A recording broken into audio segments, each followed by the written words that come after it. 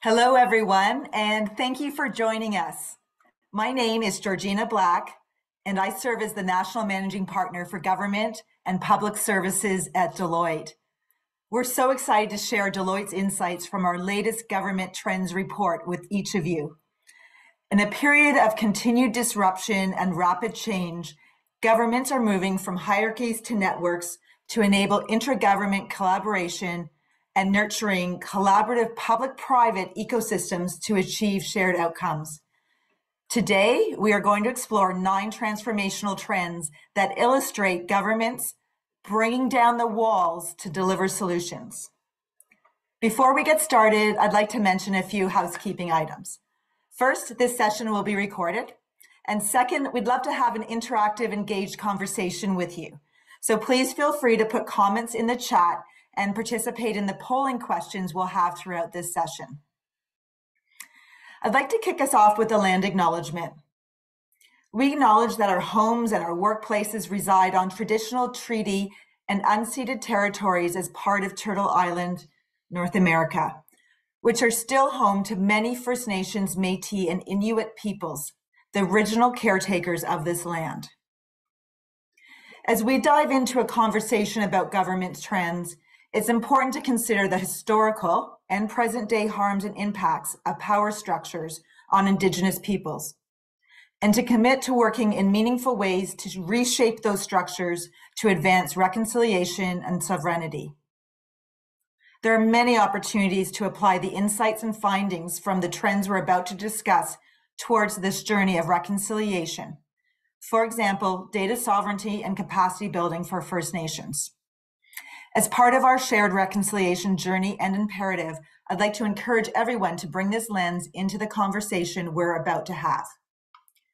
So with that, let's dive in, starting with a quick overview of our Deloitte Government Trends series.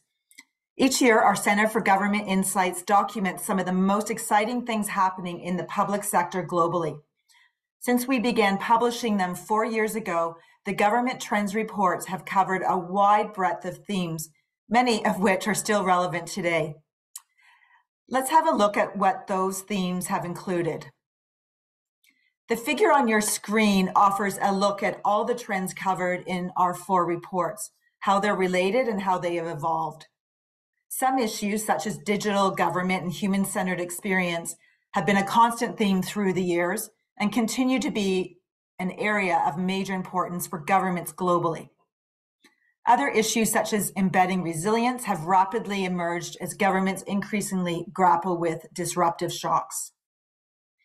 This year's report covers 9 trends centered around the theme of bringing down the walls. For today's conversation, I'll shortly offer an overview of those trends, and then I'll be joined by several Deloitte colleagues and experts to take us through each trend in detail. I promised you that we'd make this session interactive and engaging. We've set up polling questions throughout the conversation, and we'd love to kick off with one now. So to start, let's get to know who's joining today's conversation. And while you're responding to this poll, feel free to get a conversation going in the chat and add your comments.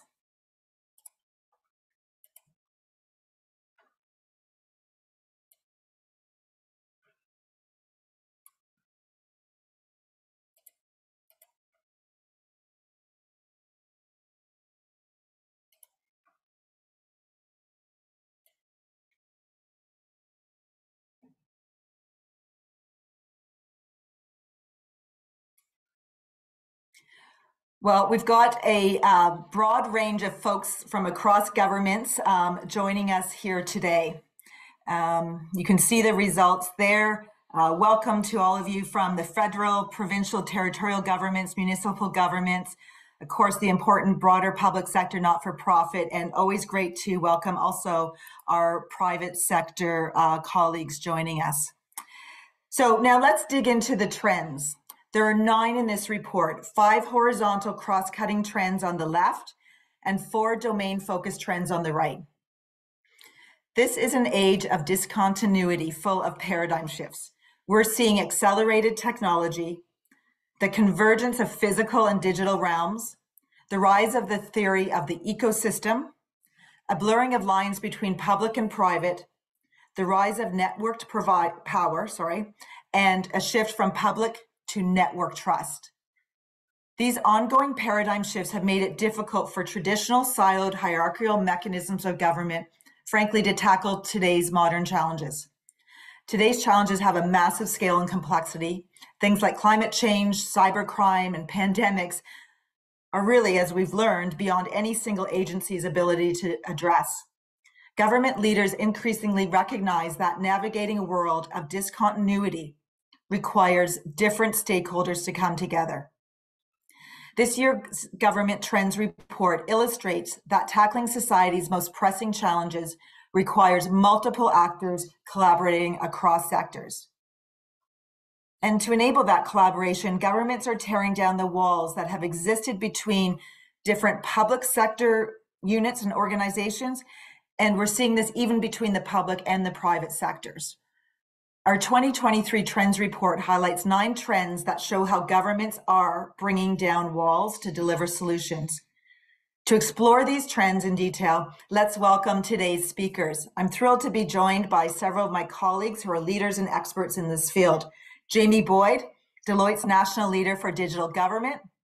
James Gordon, a leader in Deloitte's BC practice and a subject matter expert in regulatory modernization.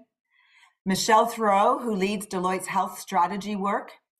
Joanne Crampton, a senior executive advisor with the firm who brings a wealth of experience across policing and public safety.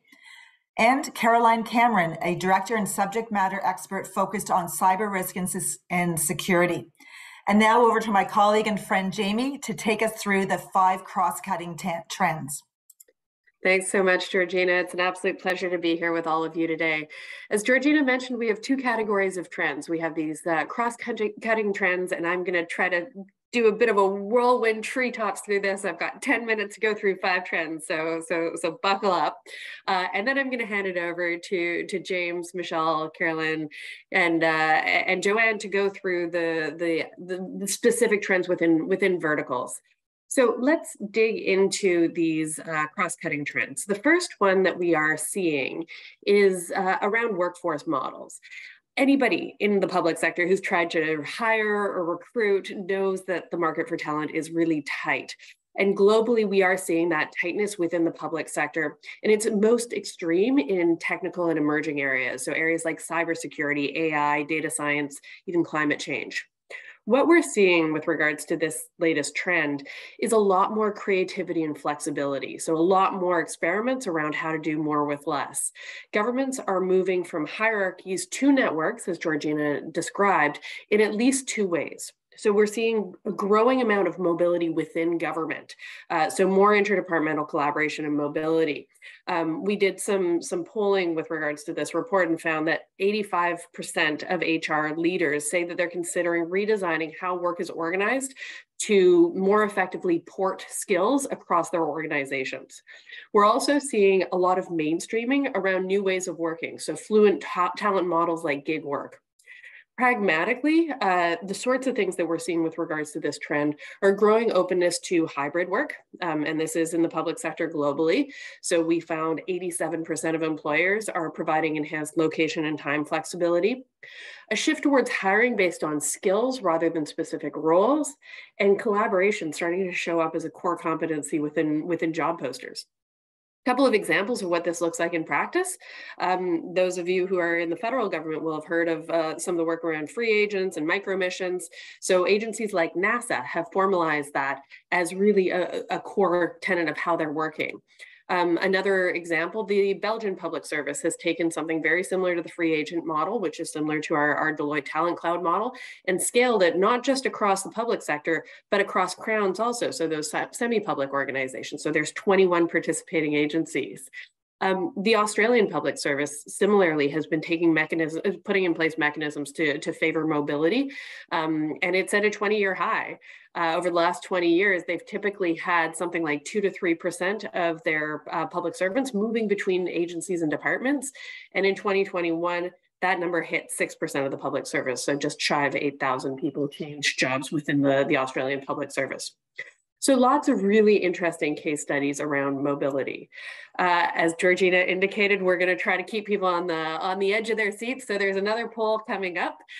So we'd be really curious to hear about whether or not you've seen these kinds of trends in your workplace. So if you can go ahead and answer that poll, which fluid workforce models would you consider the most impactful to adopt in your organization or in the public sector over the next 2 years? So please go ahead and select your top 2 options and input that, and then we can see what sorts of things folks are seeing on the ground. Please go ahead.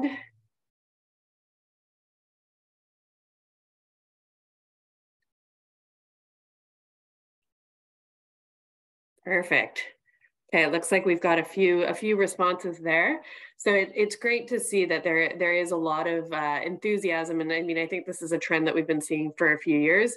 It's really scaled in terms of the impact. Oh, I wasn't able to see the results. Okay, well, hopefully we can drop that in the chat oh, here we go. Perfect. So just yeah, exactly. That skills-based workforce is a major one that we've been seeing in the public sector globally, and the flexible career paths, right? The notion that public sector can be a very attractive employer because you can have multiple careers within a single government. So fabulous. Let's move on. I promise to go quickly. The next big trend that we're seeing is around funding silos. So as we all know, many of our governments are based around traditional hierarchies, based at least in part on our Westminster style of democracy that's good and appropriate. But we are also seeing that sometimes these hierarchies and chains of command are creating silos when it comes to the flow of money. Here in Canada, we found that to be a specific barrier when it came to cloud adoption, the lack of fungibility between CapEx and OpEx. And we are seeing these kinds of barriers globally. So what we're starting to see with regards to this trend is a real drive across governments to break down silos to more effectively foster collaboration. And I'll give you a couple of examples of what that looks like in practice. The Digital Restart Fund in New South Wales in Australia. So there they created issue-focused funding that multiple agencies could then draw on to tackle wicked problems. So very exciting there. We're also seeing new governance models when it comes to overseeing those shared funding programs. New Zealand has a great example. Their new seed fund for Smart Start, which is an interagency program for infant care. So that was really an attempt to design a funding program around life events. We're also seeing a lot of innovation when it comes to interagency funding mechanisms. So Singapore's Smart Nation and Digital Government Office, it's a similar kind of entity to the Canadian Digital Service, except for it's got a fund that entities across government can tap into in order to fund enterprise level technology. So pretty exciting moves there. And then a great move towards greater funding authority that's delegated to local government. So these are the sorts of things that we're seeing in funding. The next trend is around data sharing. So for any of you who know me, you know that my first love within digital government was open data. So this is a trend that is very near and dear to my heart. Data sharing isn't new, but what we are seeing is that there's a continued enthusiasm for data sharing that is accountable and responsible and respectful of security, privacy considerations. And this is something that I think we see equally in Canada. It's certainly been reflected in the new federal data strategy that recently came out. What's new here is a real uptick in an understanding of the challenges. So the more data that is in circulation, of course, the higher the privacy and security risks can be. So what we're starting to see is a shift in the public sector towards really responsible mechanisms for interagency, interdepartmental data sharing, including between orders of government. So a good example here is US data sharing around homelessness, where they've gone out of their way, driven in no small part by the city of LA, to really understand homelessness from an intergovernmental perspective. We're also seeing data sharing across sectors. So a good example there comes from government in Finland, where they are mashing up data from government sources with those of tourism and hospitality providers to understand the carbon intensity of tourism activities. And then we're also seeing greater data sharing between people and governments. And overall, this trend really does reflect the growing awareness of the need to support common data standards, interoperability, and really dynamic and proactive approaches to privacy and security. So exciting things happening there. Let's move to the next trend. Our next trend is about back office innovations. And I know not that many people other than James like talking about back office transformations, but we are seeing some pretty exciting action when it comes to back office. We used to be able to delineate very clearly, right? You had the front office where you had operational folks, you had social workers, tax collectors, things like that. And then you had the back office. And that was very clear too. You had your HR teams, your IT, you had all those sorts of things. And what we've been seeing in the last few years is a real push towards new efficiencies. So we've seen, for example, the implementation of robotic process automation to address data issues. There's a wonderful case study from the government of British Columbia where RPA, robotic process automation, is really accelerating data management in one of the ministries there. And what we're seeing now is that these back office efficiencies are so significant that they're actually changing the art of the possible. And so what this looks like is back office transformations becoming a mission enabler. You're not going to deliver the right services if you can't build the right technology. And you're not going to build the right tech if you don't have the right tech people. And so we're starting to see those enabling functions really becoming core to these new delivery models. An example of what that could look like is digital twins, right? Initially looking at ways to create efficiencies, but instead now we're seeing net new possibilities coming out. The state of Victoria in Australia built a digital twin of their entire road network, right? Closer to home, YVR has done also really interesting work around digital twins for their baggage issues. The government of Japan has a digital twin of their electrical grid to be able to switch more easily between towards smart and clean energy sources. So this is huge in terms of transformation. We're also seeing an evolving attitude towards legacy systems, right? So doubling down on this mission focus means that governments are becoming increasingly relentless about picking the right tool for the job. Cloud is a great example of that. Also, I think initially for some of us, it was really about uptimes and scalability. Websites wouldn't crash as often. And now these back office transformations around cloud adoption are creating new business capabilities, which are incredibly exciting. All right, we're almost there. Last trend. That is cross-cutting, and this is my favorite one. Just to note, all of these trends that appear in our annual government trends reports are written by Deloitte practitioners, and I had the pleasure of working with a small team to craft this specific trend. And we are just so excited to see this in action. We are seeing a push towards governments using technology and data to personalize services. In the past, folks who've been watching Deloitte's work in this space, you've heard us talk about design around life events. And I think the Ontario Baby Bundle is a good example of that. What we're seeing now is greater sophistication when it comes to things like customer segmentation, really good data insights to be able to provide tailored services that essentially enable government for one, right? You can imagine a spectrum in this space, right? On one extreme, you've got one size fits all. If there's a fire, everybody needs that fire to be put out. You don't need to customize putting out fires. As we move along the spectrum, you need more nuance, right? We used to rely on human empathy, for example, at a Service BC or a Service Canada counter, and we can now use technology to provide that level of empathy at scale. So on the other extreme of that spectrum, you're getting more personalized, proactive services, ideally based on human-centered design. And so we can talk about wonderful tailoring and services that are individually customized and modified based on preferences that are expressed by the users. Personalization is not always going to be feasible or necessary, but it can be extremely exciting and it can mean empathy at scale.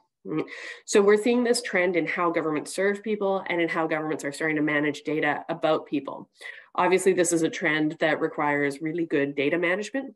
But just as an indication of the sort of the opportunity space here, we again did some polling and found that in 2023, of the people that we surveyed, 60% of people said that it's annoying to be repeatedly asked for information by government agencies. And so that notion of tell us once can be very exciting. On the next slide, I've got an example there of what tell us once can look like in practice. So the UK government had a major challenge around collecting information around death notification. And so when somebody would pass away, the family members would have to inform central government and local authorities up to 44 times of the death of a loved one. And this was for things like canceling pensions and driver's licenses and that sort of thing. And so through the UK's innovation there, they were able to not only create much more empathetic experiences, automatically notifying up to 30 different services on the go, but they also managed to save themselves about £20 million a year in things like benefit payments and saving lots of time for the bereaved. Okay, next polling question, just before we transition into the verticals. So I'm obviously very excited about tailored services, life events. So let's pull up the poll. Tell us what you think are the top challenges to adopting life event-based service delivery. And I mean, this is something that we deal with a lot of the time. I'm very curious to hear what folks are going to say on this one.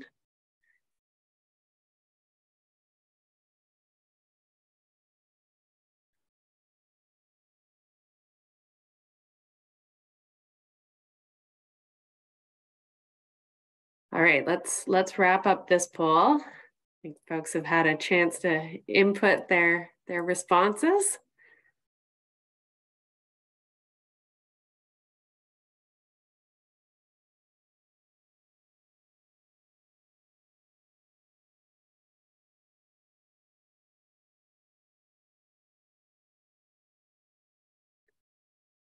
Can we see the results for this one?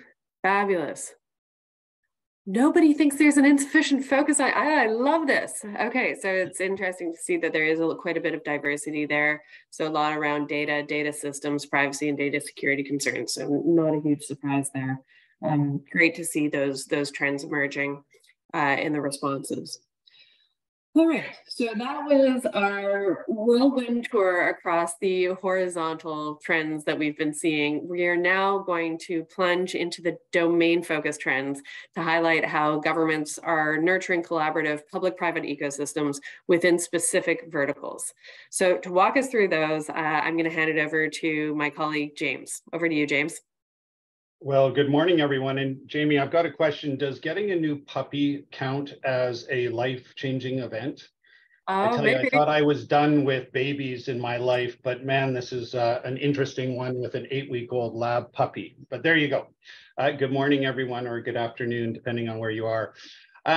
So we heard some great examples of where government is tearing down the walls between entities and agencies to work more collaboratively, which I think is amazing. We're now going to shift our focus to looking at how is government working with the private sector and others to actually bring innovation and change into the ecosystem with the real intention of creating meaningful consumer and customer impact, citizen impact around public outcomes. So I'm going to start with talking about the regulatory environment and what we're seeing some cool things with regulators do. Michelle is going to take us through some healthcare examples. Then Joanne is going to look at justice sort of from an end-to-end perspective, and there's some really cool things there. And of course, we wouldn't have any kind of conversation today without talking about cyber. So Caroline is going to take us and wrap us up there. As we mentioned at the beginning, please do put any questions that you've got in the chat, because we are going to have about 15 minutes at the end to have a bit of a conversation in terms of things that you'd like to talk about. So regulators, throughout my career, I've had the pleasure of working with regulators in various different geographies and various different domains. And I'm hugely impressed with all that they can accomplish. And like all other government agencies, as we've heard, they're challenged with talent shortages, antiquated systems, quickly evolving environments where you're seeing convergence of issues coming together, which makes that whole thing challenging. What's new that we're seeing regulators now need to also deal with is a bit of a dual mandate. So as before, they've always been responsible for protecting citizens, but now we're also seeing this come into how are they fostering innovation within the industries that they're regulating. So if we just go over the page, I think what's interesting here is that this sort of strategic tension that naturally exists in terms of trying to what used to be, well, are we innovating or are we, protecting consumers? We're now seeing it's an and as opposed to a versus. So what I thought I would do is give you some examples of where we're seeing Canadian regulators really take this forward. We've got some really good examples of international regulators and what's happening in that space, but we've also got some really great Canadian examples that we should be very proud of.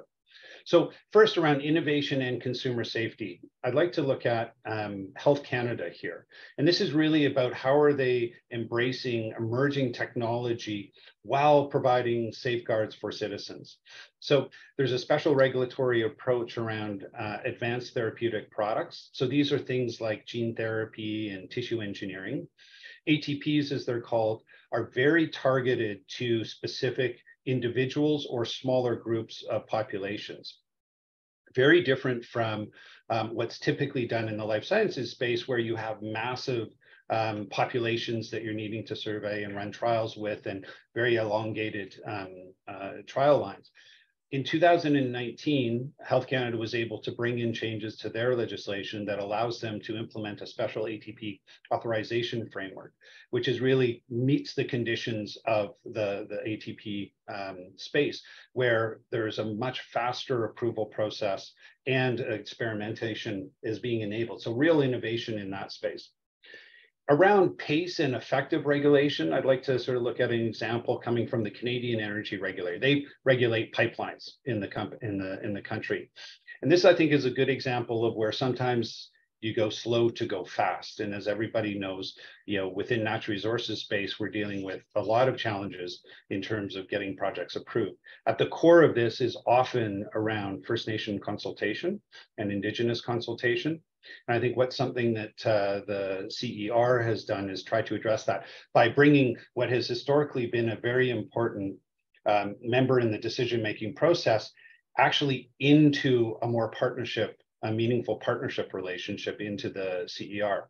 And they're doing this by creating advisory committees that work directly with the board of the CER, having Indigenous monitors from communities where pipeline projects are actually within their communities, so they're monitoring the projects, as well as looking to recruit more First Nations and Indigenous peoples directly into CER. So we're seeing some really good ways in which this regulator is actually bringing people into the actual decision-making process and avoiding potential litigation through inadequate process of consultation down the road. A third place around regulatory entities and regulators, this is really talking about the relationship between the regulator and the regulated. And the Ontario Energy Board is doing something quite unique. What isn't unique is creating sandboxes. But what they're doing in this space is they're actually creating a little more support around those sandboxes. They've got allocated about $1.5 million plus some team support to encourage innovators to come in and look at ways in which they can collaborate to bring innovation around energy transition. And this is a great example of how they're actually participating and supporting the innovation process with those that they actually regulate. And then finally, the Canadian Transportation Agency, and this is really looking at how do you include, provide higher consumer protection while actually lowering regulator requirements or regulatory requirements. And this specifically is around the airline industry, where individuals who have a disability that require a wheelchair, there's a regulation that states that the airline has to provide enhanced support or contribution in the event that a wheelchair is damaged or lost during a flight. And the process that used to be is that they would have to sign a waiver at the gate. The passenger would have to complete that, and then it would have to be filed in the system and all that kind of stuff. Quite a laborious and not a very user-centered approach. What they've done now is they've changed that to enable a meet or beat regulation or requirement within, or a provision within the regulation that allows an airline to actually, if they can demonstrate how they are meeting or exceeding that particular requirement, they actually are able to invite a different process. And how they've done that is the airlines have said, we're now going to remove the wheelchair provision within the standard loss package provision and actually pay a higher compensation in the event that something happens to that. So these are some good examples of where I think regulators in Canada are taking this forward and creating approaches and opportunities to innovate with the private sector and others in driving this. So great themes here around encouraging investment by reducing regulatory risk, incentivizing people to come in and try different approaches, as well as streamlined regulatory processes that are very important. So that's a snapshot into the regulatory environment. What I'll do now is pass it over to Michelle, who will pick up the healthcare examples. Michelle? Thanks so much, James. I would agree that a new puppy is a very disruptive life event.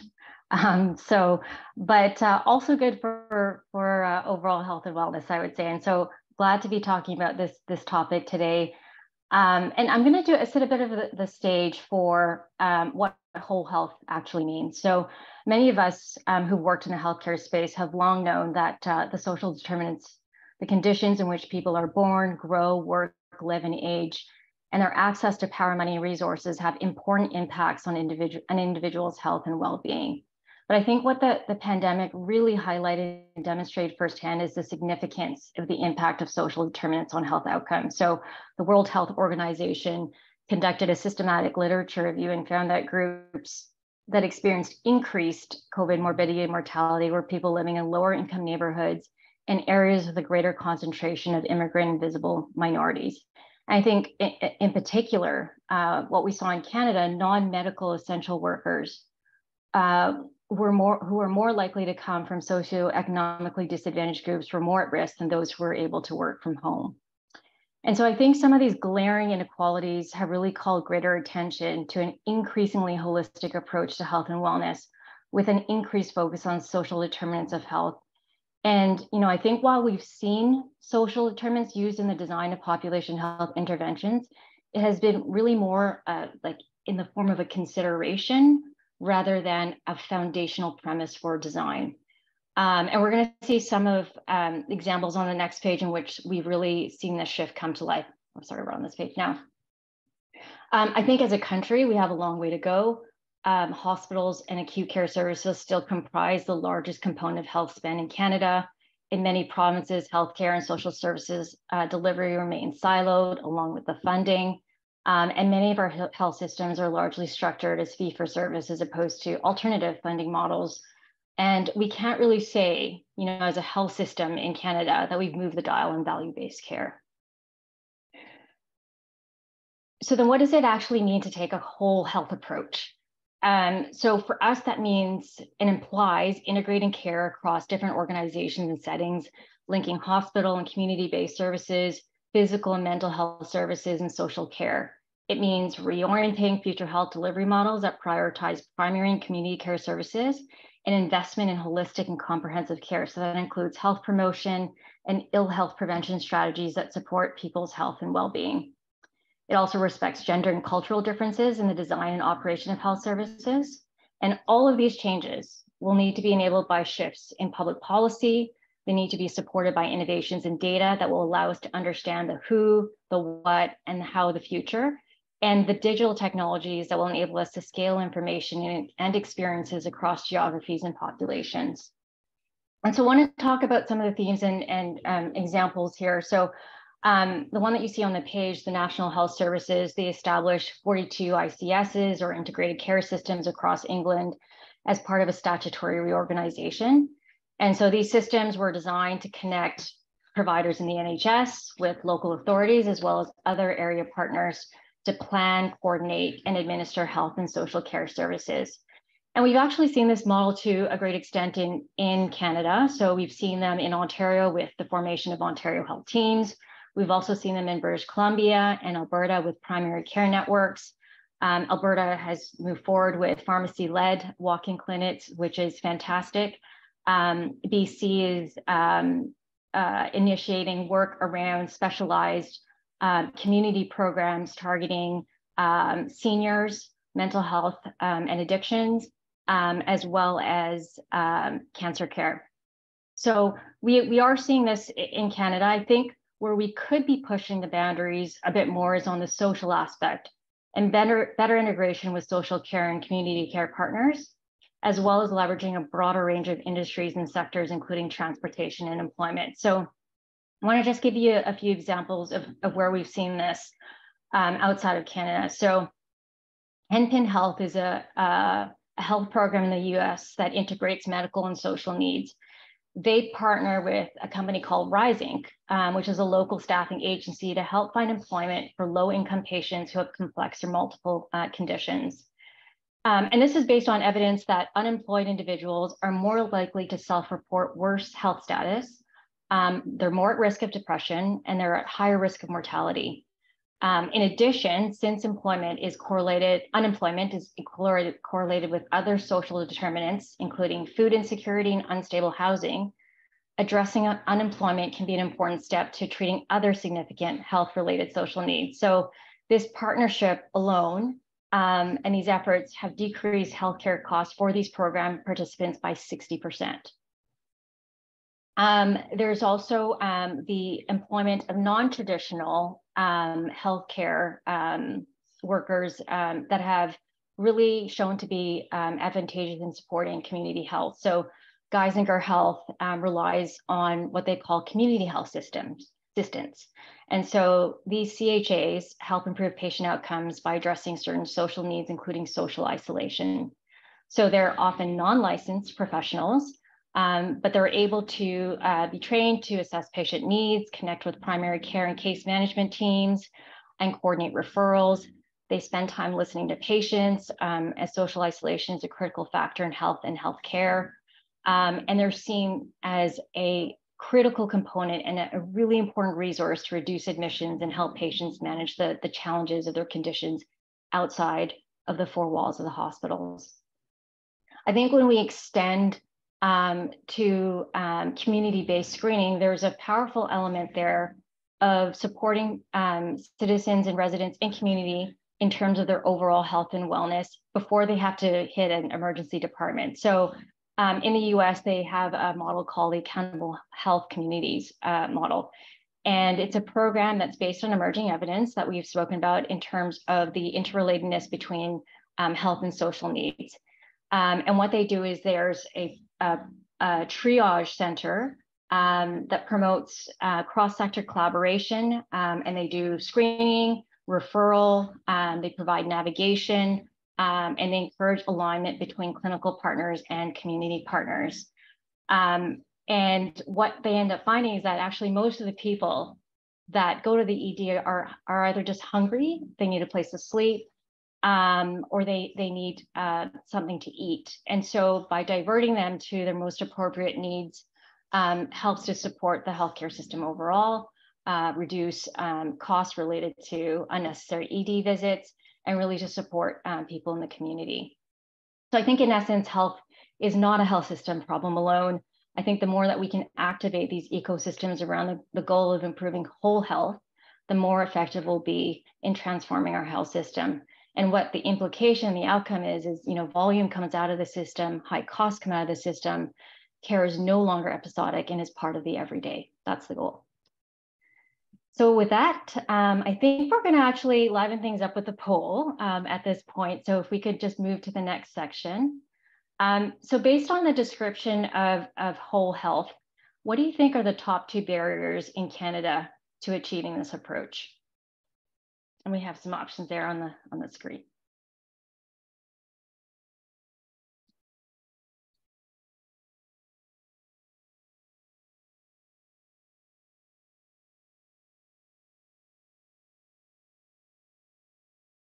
Okay. I think we can show the results.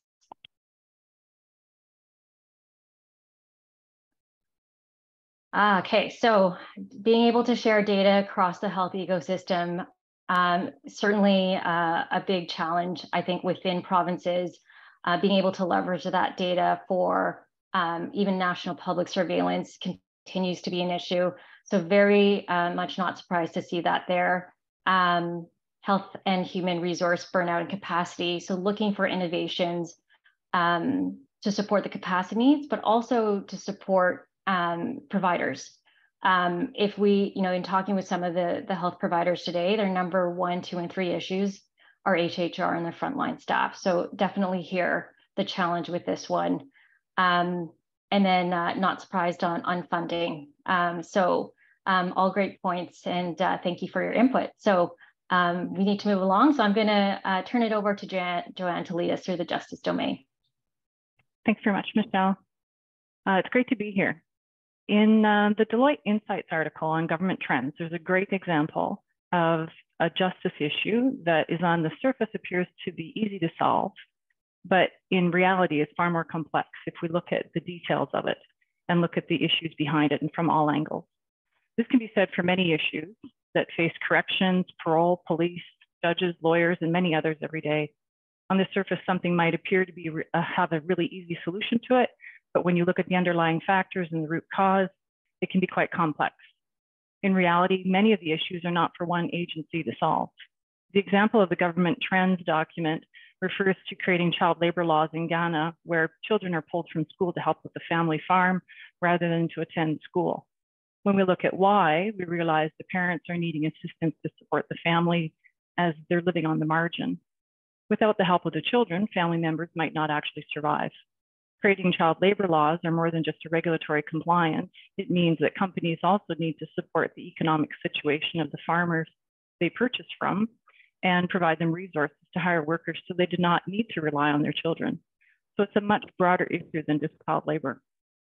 Although this example refers to Africa, here in Canada, we have our own significant issues with equitable access to justice. And this requires the cooperation and coordination from public and private sectors to create solutions. Our Canadian justice system is really complex. Not only do we have multiple levels of government, which include various unique regulations, local laws, federal laws, bylaws, and more, but we also have 5 different provincial police services, approximately 140 different municipal police agencies, not including all the municipalities policed by the RCMP, several Indigenous police services, with hopefully more to come as communities are now shaping what they would like to see in their police service. And we have federal police, sheriffs, animal cruelty officers to help look after that puppy you have, James, conservation officers, and the list goes on and on. In Canada, we've had recent inquiry recommendations for more equitable and effective justice system.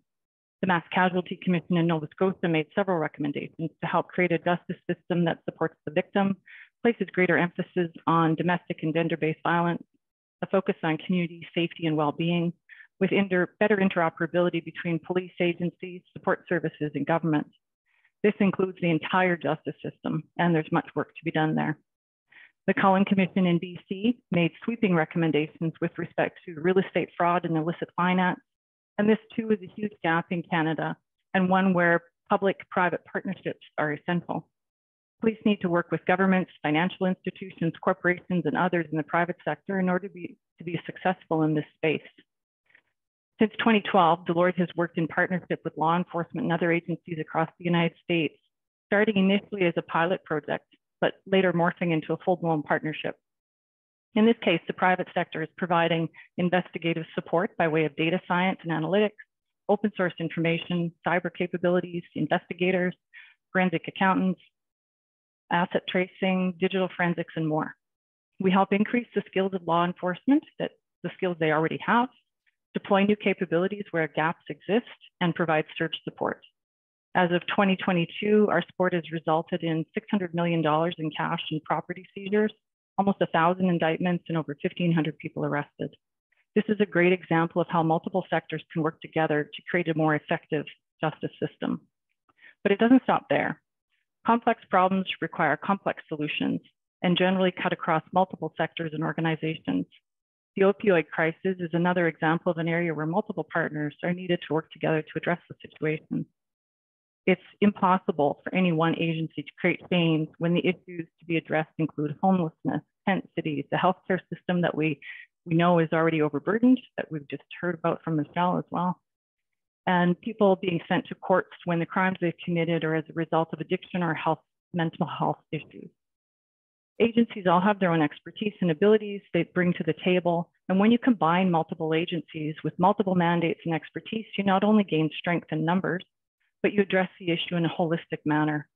an interconnected justice system with sharing of information while respecting privacy, a shared vision of determining causation and addressing victimization would address many of these issues. But it would need to include sharing data, budget, programs, intelligence, and other resources. This includes creating partnerships with commercial companies, universities, and community groups in order to create a collaboration that's needed, as well as create resilience in the system. Access to justice is not yet equitable in Canada, nor is it the same from jurisdiction to jurisdiction. Courts across the country have different procedures, different ways of operating, and just like the justice system, it's very complicated. COVID helped show the vulnerabilities in many of our systems, and justice was no different, in particular for those who were marginalized. Governments have long been working towards modernization, but gaps in the justice system really came to the forefront with the pandemic. There was an impact on specialized court programs such as mental health, drug and alcohol treatment, domestic violence, GLADU, and other courts. Many courts across the country are now looking to see how they can digitize their systems, but some have taken additional steps to break down silos and connect justice sector systems so information can be shared in an organized, timely, and secure way throughout the entire life cycle of a criminal case. We've been fortunate to be part of that journey with some of the larger court transformation projects currently ongoing across the country, where we've been working with various levels of courts, creating a roadmap for whole-scale modernization, as well as providing expertise in technology procurement and change management to better connect all parts of the justice ecosystem. Some of the great changes are on the go, but there's still more to happen. Many provinces have formalized information sharing structure that allows for multiple agencies to come together to discuss a client or clients in crisis. The discussions are completely confidential, with agencies sharing only the information that they need to in order to best support that client. Although this collaboration can be incredibly effective, it often only addresses the individual need and not those overarching societal issues. As more provinces and municipalities look at creating an interconnected justice system, they continue to break down their silos. Consideration needs to be given to creating community-defined goals with measures to determine success. Public-private partnerships, such as areas with technology companies, universities, research labs, or other public entities, should be considered in order to better understand the issues and better use the data they already have. In doing so, they need to find common ground between groups and create a shared incentive that pushes agencies to want to collaborate and share their data. When we achieve this, we're now moving to an end-to-end justice system that brings together the interests of the citizens and moves us toward a true sense of community safety and well-being. And I'm now going to pass it to Carolyn to wrap us up. Thank you so much, Joanne. So security by network is a trend that showcases the increasing influence of commercial decisions on security outcomes, and that is across borders and continents. There's no better illustration of that than the rise of social media. This shift in balance of influence has been addressed by governments so far by building greater cooperation with these commercial entities. As this influence grows, there is tension that remains between industry and government interests. We've seen the tension highlighted during the response to the COVID-19 pandemic and in Russia's invasion of Ukraine. Whether the goal is to procure personal protective equipment or to provide timely critical aid to Ukraine, government and industry, they understand what a good solution looks like, but they struggle to identify and align their interests. A great example of a call for action made the news worldwide at the start of the Ukrainian conflict. In the report, we talk about when the attacks threatened Ukrainian communication infrastructure, Ukraine's deputy minister tweeted an appeal to SpaceX. And SpaceX moved quickly their apparatus to provide internet and to provide connectivity to the country and to its military requirements. The satellite-based company helped Ukraine, but the nation's reliance on the action of a private company based thousands of miles away put Ukraine in an awkward situation. In Canada, recent commercial development of low Earth orbit satellites showcase this kind of collaboration and also this kind of blurring of the lines between the private sector and government. So one of the recent media reports talks about a Cree Nation in northern Manitoba, and it announced that its residents could now use a London, Ontario-based company satellite to connect all of its residents. And that included its nursing station and RCMP detachment. This is giving them video capability and access to telemedicine that were not possible before. So whether it's in conflict or whether it's in day-to-day life, the collaboration is required, but it blurs the line. The shifting interest in the security space, it means that there's lots of new players, and where government used to traditionally take the lead, such as investigating or preventing crime, there's other entities that are now stepping up to the plate. In the cyber domain, tech giants like Google, Microsoft, and Amazon, they see more of the internet traffic on their system daily than any other entities. And increasingly, they're incentivized to take down wrongdoers. And this becomes even more relevant when you see last month's denial of service attack on a number of high visibility digital assets in Canada. Because currently, these attacks are attributed to pro-Russian actors. Government is anticipated to have action from a national security standpoint, yet several Canadian organizations are being very public about how they will band together against these attacks. This call to action really, it showcases that the private sector is ready to cross competition line to protect the critical infrastructure that Canadians all rely on, a mandate traditionally seen associated with the government. Finally, national security will always be tangled with economics and other consideration. And one of the best ways to showcase this is the recent shortage of semiconductors. The shortage of semiconductors for the general public was seen as many empty new car lots for months following the pandemic. While this is very commercially impactful, the semiconductor shortage impacted the production of tactical vehicles destined for Ukraine, and it also causes delays in the adoption of new IT security systems that underpin Canada's sovereignty. Really, all in all of this showcases how more collaboration between private sector and public sector interests are necessary to protect Canada and its national security. Over to you, James.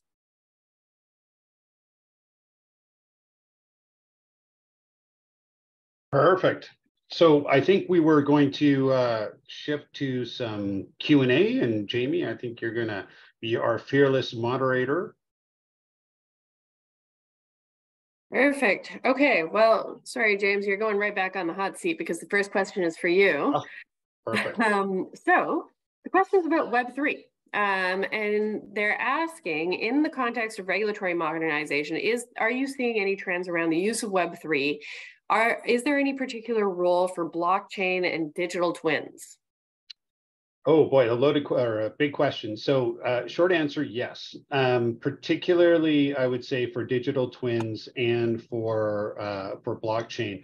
I would say we're seeing varying degrees of jurisdictions, particularly on the blockchain piece, moving forward, from the contracting side, et cetera.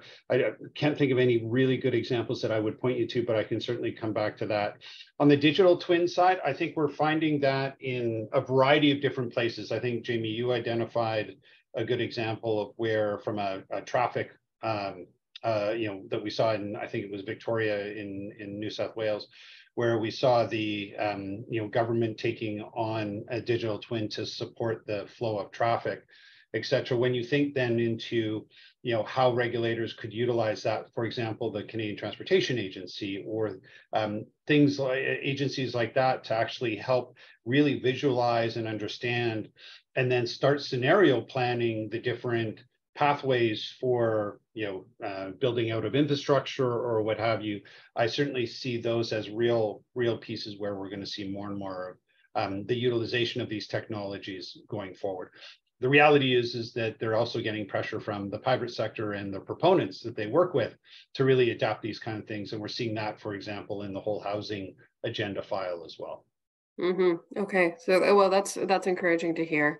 Nice to hear about that level of innovation.